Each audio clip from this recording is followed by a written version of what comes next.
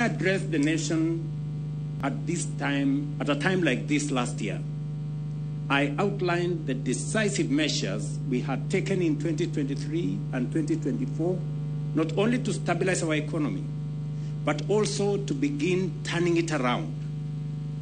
I said then that 2025 would be the year when we would start earning the dividends of the hard work we had undertaken together since 2023.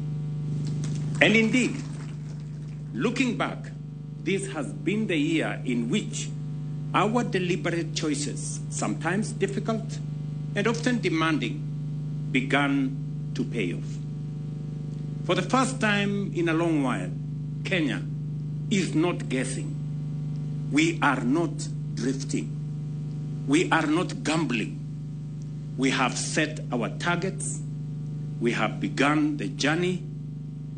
And we now have a clear roadmap to make 2026 a defining year in Kenya's history. Tonight, fellow citizens, this is not just a customary New Year address.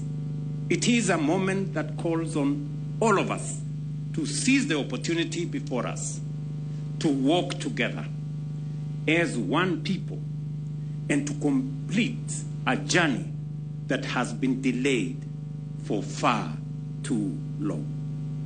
2026